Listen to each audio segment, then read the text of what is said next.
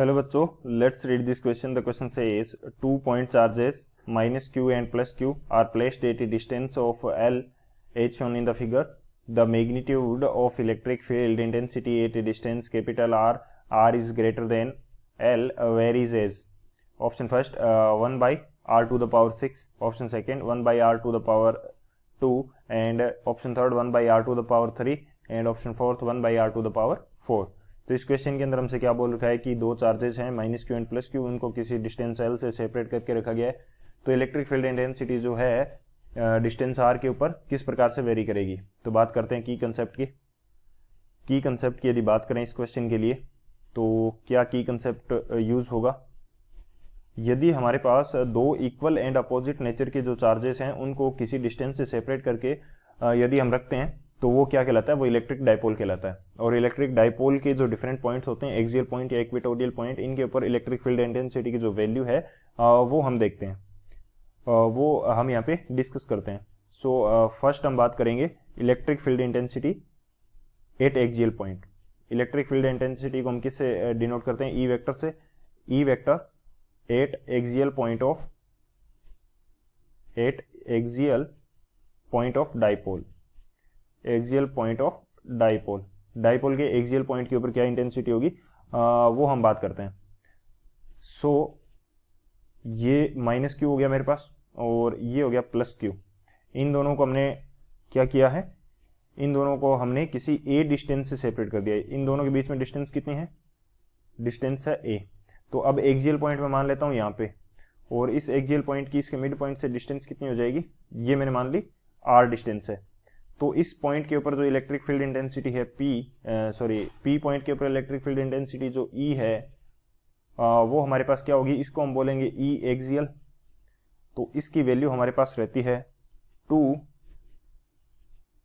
kpr divided by r square minus a square, and इस पूरी value का क्या होगा, होल स्क्वेयर.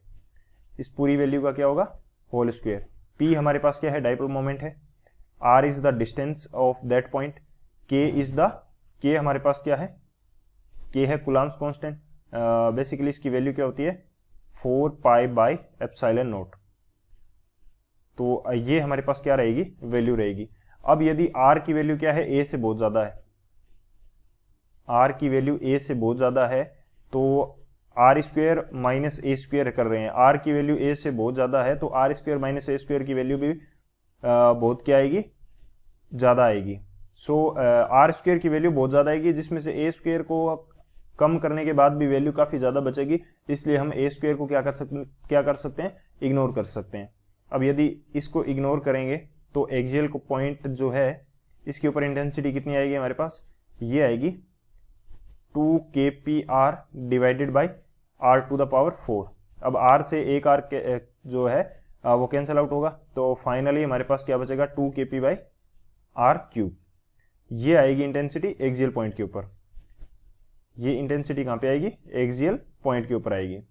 इसी तरह से हम बात करते हैं इक्वेटोरियल पॉइंट पे.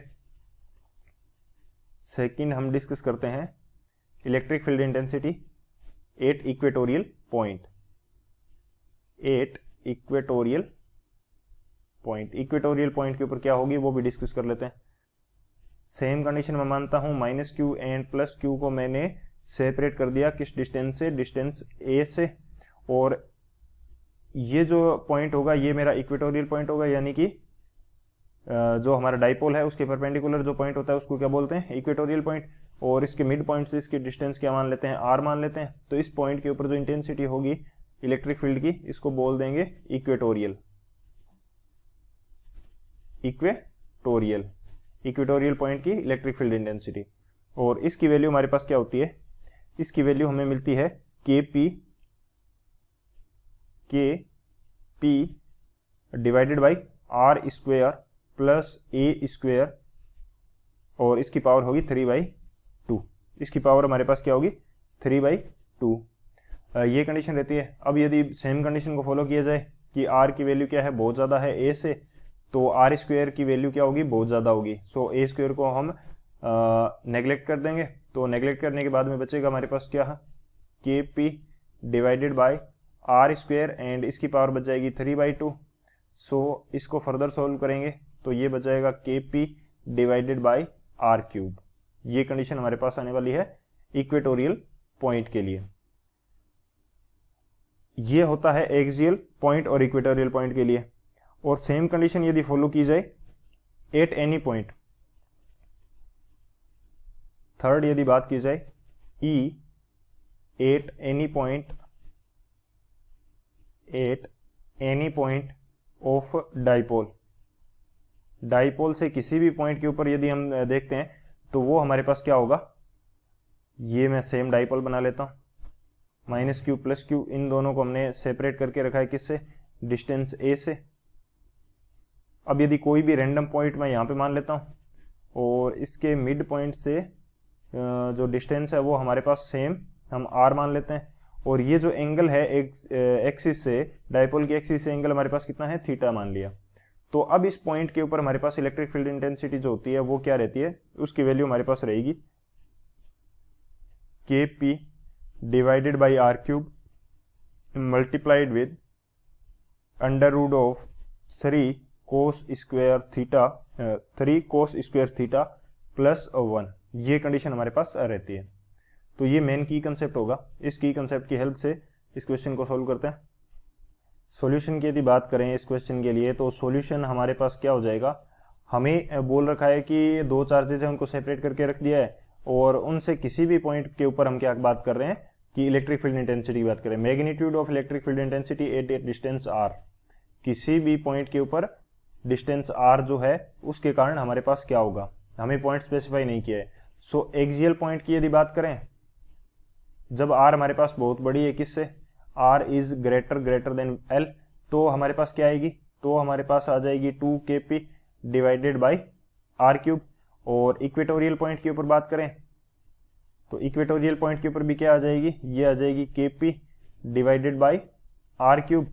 और एट एनी पॉइंट पे बात करें, किसी भी पॉइंट पे बात कर ली जाए तो भी हमारे पास क्या आ जाएगी, k p divided by r cube और 3 कोस स्क्वायर थीटा प्लस 1, ये रिलेशन आता है। सो यहां से तीनों से देखा जाए तो इलेक्ट्रिक फील्ड इंटेंसिटी जो है वो क्या है, डायरेक्टली प्रोपोर्शनल है 1/r⁻3।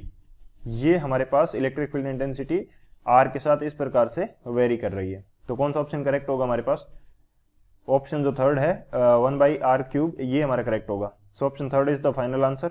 I hope you understood it well. Best of luck. Thank you.